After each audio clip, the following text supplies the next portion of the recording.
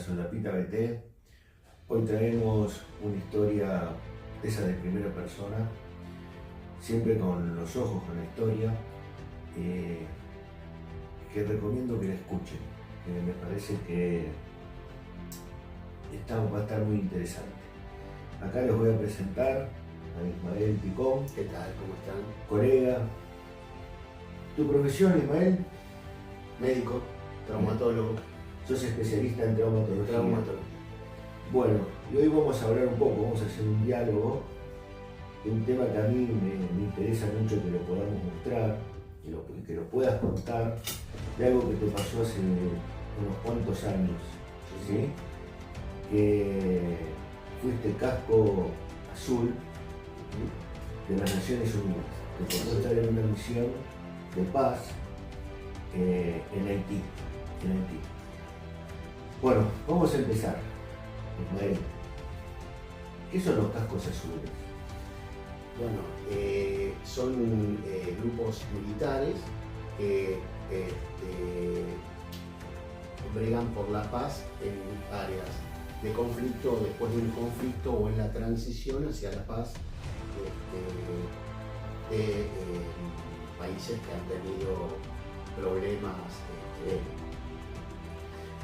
Es decir, que la acción de los cascos azules es estar en la época del conflicto, en el momento del conflicto, sí, o post-conflicto, pero post-conflicto hasta que se estabiliza la parte política, digamos, del lugar. ¿Y cómo fue que tuviste esa experiencia? ¿Cómo llegó a vos esa convocatoria? A través de un amigo, que yo no lo supe después, recibo un llamado desde el edificio Cóndor, la Fuerza Aérea, y bueno, me presento a ver qué era lo que estaban necesitando o qué querían o por qué me llamaban, y ahí me cuentan que este compañero mío, traumatólogo también, de Benavides, había sido amigo de la infancia de Comodoro, que era el que estaba en ese momento dialogando conmigo, y que me ofrecían ir a Haití porque les faltaba la especialidad, y es una especialidad importante en un área de conflicto.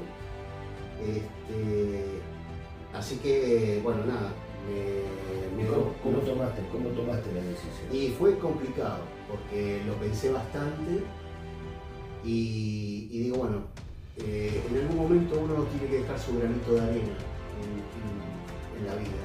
Y digo, es una oportunidad para hacer algo por la paz y para...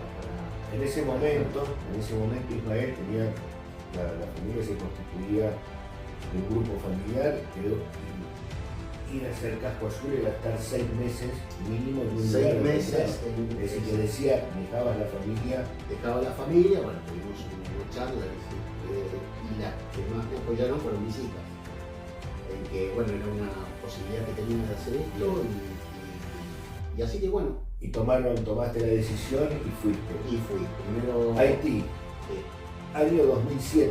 2007. Brevemente, ¿qué conflicto en Haití?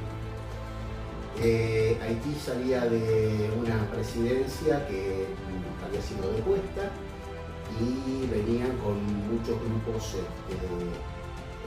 armados, donde estaba muy complicada lo que era la paz de ese lugar. Un quehacer socio-sanitario muy difícil. Era muy difícil. Pensemos que Haití es uno de los 5 países más pobres de todo el mundo. Y está acá en América Central, está en el Caribe. Bueno, y decidieron ir. Claro, fui, primero, bueno, nos dieron algunas partes de entrenamiento en Campo de Mayo, y después salimos en un avión ruso. El avión ruso, no sé por qué los hacen tan grandes, es un avión inmenso, donde íbamos varios contingentes, no solamente de Argentina, sino que ya venían parando y después subimos nosotros. Que era un vuelo directo a Puerto Príncipe, que es la capital de Haití, y bajamos allí.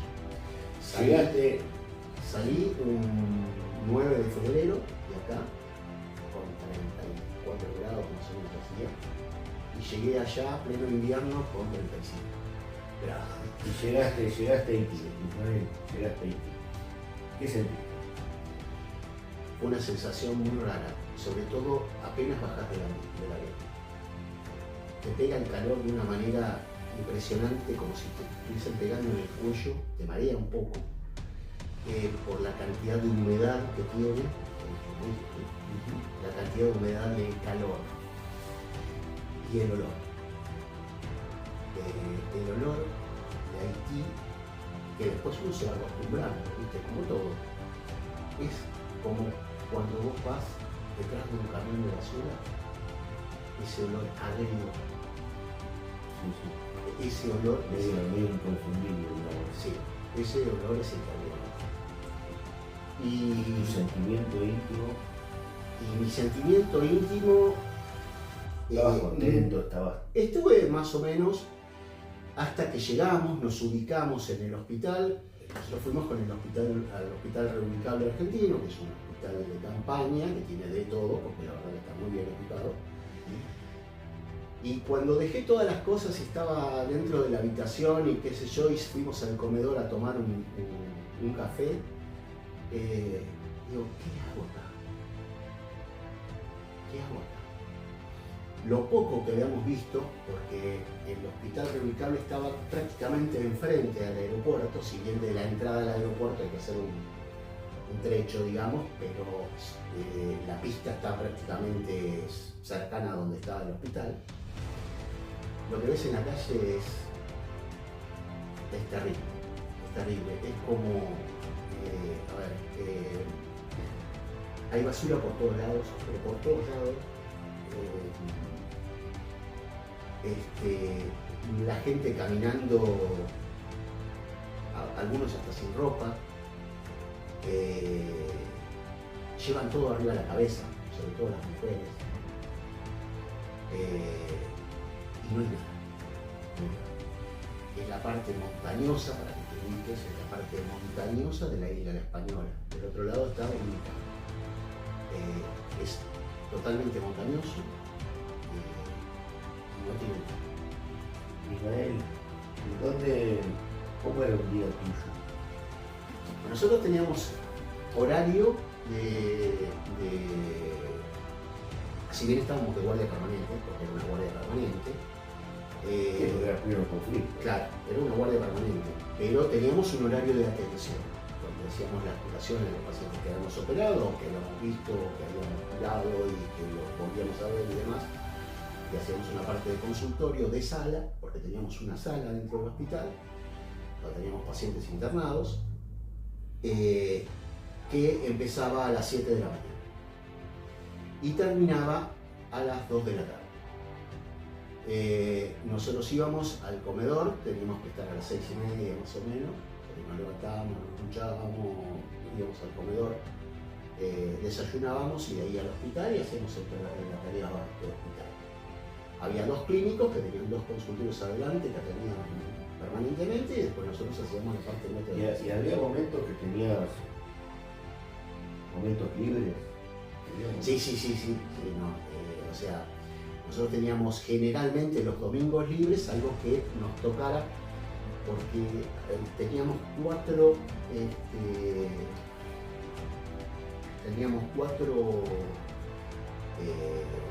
o sea, 4 de nosotros hacíamos lo que se llamaba medevac o casevac, que es ir a buscar heridos al área de conflicto. Se hacía en helicóptero. Casevac es yendo al área de conflicto y medevac es cuando vas al regimiento. O sea, el herido fue llevado al regimiento y nosotros íbamos con el helicóptero, que es mucho más seguro que entonces teníamos una semana cada uno de los 4 y la semana que nos tocaba eso no teníamos ningún día libre, nada. Nosotros estábamos de ambos, teníamos ambos para trabajar, pero la semana que estábamos, que era de conflicto, lo hacíamos de camuflado de selva. Después teníamos otras actividades, fuera de lo que fuera el hospital y la atención, como acomodar cosas y limpiar, o teníamos clases de armamento, clases, sobre todo las clases de visor nocturno, que nos encerraban en un container todo oscuro y con cosas adentro, para que nosotros fuéramos agarrando y ubicándonos, porque no es lo mismo que ver directamente. Si yo quiero agarrar este termo, muy probablemente haga esto con el visor nocturno, entonces movíamos tubos de oxígeno y esas cosas como para ubicarnos cómo hacerlo con los visores puestos. Ahí tenía como una sensación de ser muy útil, ¿no? Como la vocación médica sale. Y te sale de ahí. Sale de ahí. Y después, ¿qué más teníamos? Está bien, pero ¿lloraste alguna vez? Sí. Sí, llegó un momento que no quería estar más. No quería estar más porque era una cosa que no tenía solución. Eso era lo que yo sentía. No tenía solución. Fuera de, saquemos lo médico de lado. Saquemos lo médico. Sí, bueno. Lo médico era lo más fácil, digamos. O sea, lo más fácil. Sí. Era lo que estamos acostumbrados y lo que hacemos y lo que nos gusta hacer. Pero en lo humano llegó un momento que era insoportable. Un lugar donde no hay luz, no hay agua potable, no hay nada, no tienen nada, no tienen para comer. Es como que estás... ¿Y qué te dejó como positivo? Como positivo, y te podría dar una definición. Bueno, cuando estás en un lugar donde la vida no vale nada, te das cuenta de cuánto vale la vida. Y te cambia la cabeza. Es decir, que cuando volviste distinto. Volví. En ese momento. Volví, pero totalmente. Totalmente. Y después en la vorágine no te das cuenta. Porque en los momentos que hay conflictos, que hay ataques y entonces te empiezan a caer heridos por todos lados, es como que es la costumbre del trabajo. O sea, uno lo maneja fríamente eso. El tema es cuando te sentás a pensar. O de las cosas de las que te aferrás, ya sea de los compañeros o de... Yo tenía una plantita y cuidaba esa plantita. A ver, contá. Claro. Yo me había agarrado una plantita, la había puesto en una vasija de esas que hacen ellos de barro, claro. Y cuidaba, todos los días me dedicaba a la plantita, o sea, un rato. Era como si fuera mi escape. Y si vos lo mirás de acá, decís, este tipo está loco. Con una plantita. Pero era lo que tenía para hacer todos los días. Ver que no le faltara agua, ver que estuviese bien, sacar un rato al sol, que no le diera el aire acondicionado cuando estábamos en la habitación, ese tipo de cosas. ¿Lo volverías a hacer? A ver, si volviera a tener la edad que tuve en ese momento, probablemente la experiencia sí. Es un aprendizaje muy grande, Ismael. Lo que vos estás transmitiendo sí. Deja mucho en lo personal. Sí. En lo laboral, sí, tenés cosas complicadas y todo, pero como las tenemos acá. Pero en lo personal sí, porque es un lugar donde vos estás aislado, donde vos sos un privilegiado. Nosotros en el hospital teníamos planta potabilizadora de agua, teníamos luz, teníamos tres equipos electrógenos de esos tipos containers grandes. Sí.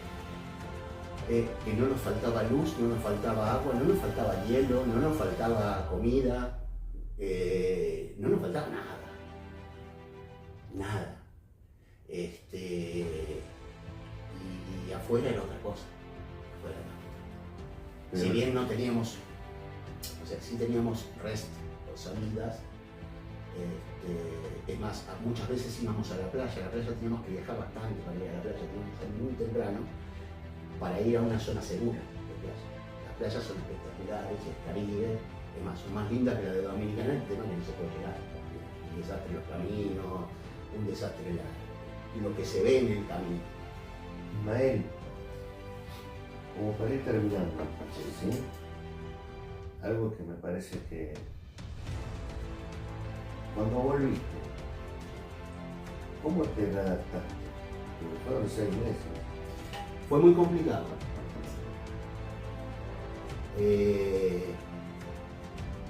Fue muy complicado porque yo estuve un mes, casi un mes, que todavía no me tocaba ir al hospital, porque yo tenía una licencia que me la tenían que otorgar porque venía con